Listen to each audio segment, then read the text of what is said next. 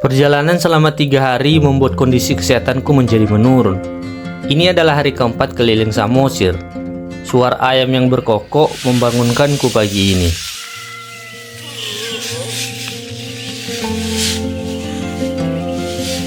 Melihat keluar tenda yang sangat kering menguning, membuatku ingin kembali tidur untuk istirahat.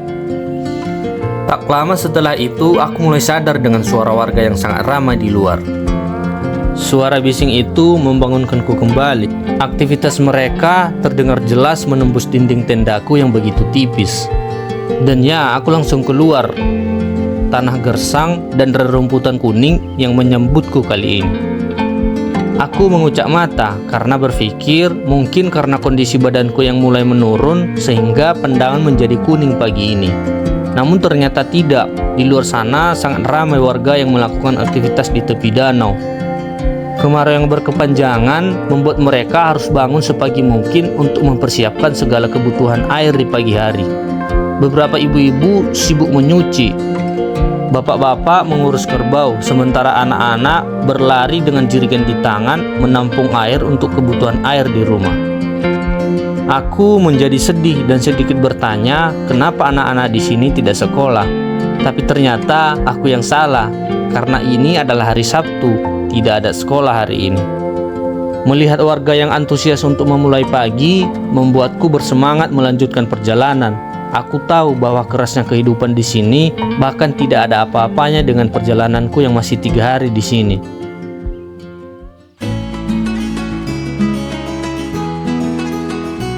Semangat yang membara membuat rasa sakit di badan seakan minggat ketakutan. Alih-alih merasa sakit, aku malah sibuk mempersiapkan perjalanan menuju Pajak Tomok dan mengunjungi rumah adat Batak serta pertunjukan si Gale-Gale pagi ini. Aku memilih jalur potong menuju Tomok, meski sepi, jalanannya aman. Hanya saja aku teringat jalur yang sempat longsor dekat Tomok. Semoga hari ini bisa dilewati. Dan benar saja, mobil tidak akan bisa lewat dari sini. Tetapi sepeda motor masih bisa lewat walaupun dengan resiko jalanan yang licin dan berbatu. Tiba di pasar Tomok, tidak hanya disambut oleh suara ribut pasar, tetapi dari tempat parkir sudah mulai terdengar suara tagading dan musik tradisional Batak yang samar-samar. Si Gale-Gale digerakkan seolah sedang menari atau manortor dalam bahasa Batak oleh sekelompok pemain yang mengendalikannya dari belakang dengan menggunakan tali-tali tersembunyi di setiap bagian tubuh patung. Dalam masyarakat Batak di Samosir, sosok tokoh yang digambarkan oleh patung si Gale-Gale adalah Raja Manggale. Dahulu si Gale-Gale kerap dimainkan pada ritual kematian orang yang meninggal. Ritual ini diadakan terutama apabila orang yang meninggal itu mempunyai kedudukan tinggi dalam masyarakat. Namun untuk sekarang, pertunjukan sudah tidak digunakan lagi sebagai ritual karena perkembangan ajaran agama Kristen yang mengubah tatanan kepercayaan masyarakat di sini. Tapi demi mempertahankan warisan pertunjukan ini, masyarakat Samosir sepakat untuk melakukannya sebagai pertunjukan budaya tanpa hal mistis apapun. Itulah sebabnya pada saat berkunjung ke sini, kami disuguhkan dengan tarian ini bersama pemandu. Aku hanya ikut menonton saja teman-teman, karena kalau ikut menari, saya mengkhawatirkan cara menari saya yang cukup payah. Setelah selesai pertunjukan, aku melanjutkan menjelajahi Pajak Tomok dan mengunjungi pelabuhan penyeberangannya.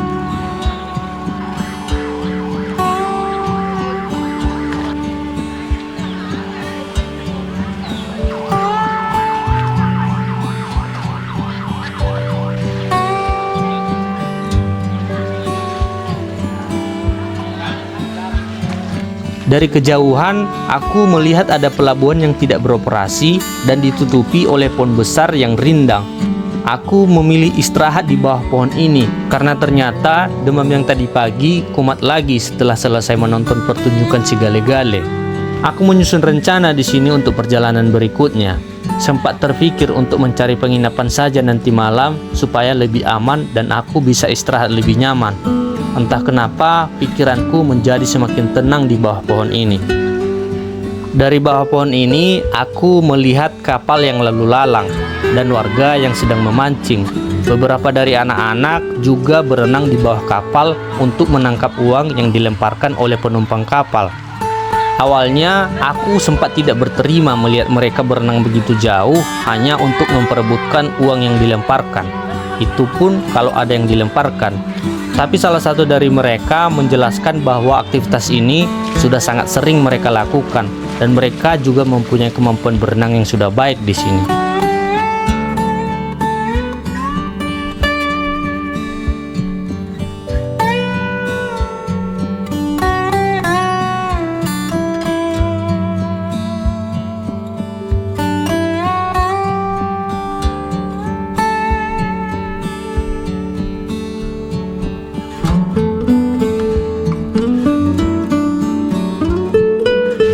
Oke, keputusannya adalah perjalanan harus dilanjutkan menuju Batu Pasa yang terkenal karena angin yang menyegarkan bisa kita rasakan di bawah pohon rindang dan menjadi ramai karena spot foto di atas batu dengan latar Danau Toba dan perbukitan bersusun. Aku yang penasaran ini tentunya tidak boleh melewatkannya karena ini adalah searah dengan tujuan akhirku malam ini, yaitu Waterfront Pangururan.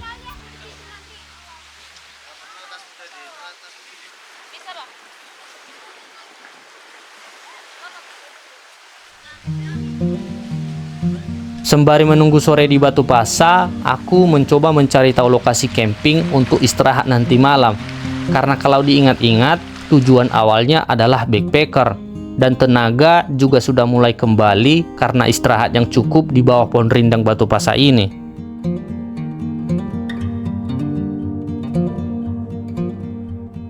Aku sengaja memasukkan waterfront di hari Sabtu karena air mancur warna-warni yang terkenal itu hanya memiliki jadwal nanti malam.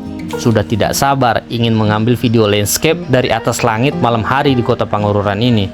Sembari menunggu jadwal air mancur yaitu pukul 7.45 WIB, aku mengelilingi daerah ramai ini terlebih dahulu.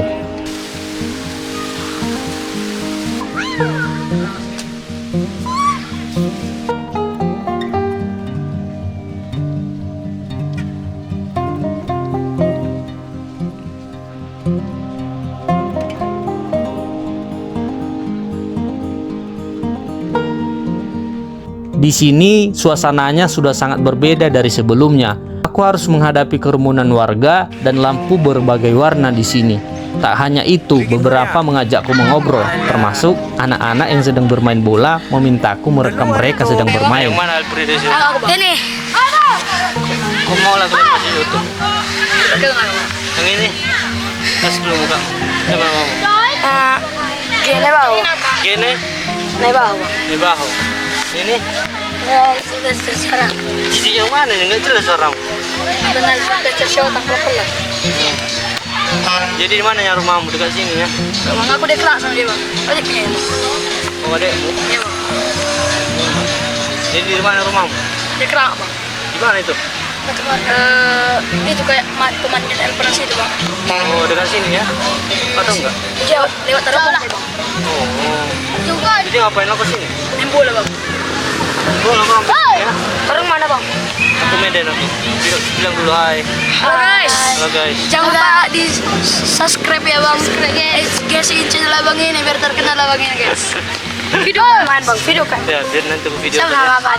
Jangan lupa subscribe ya guys. Main. Main dulu kalian.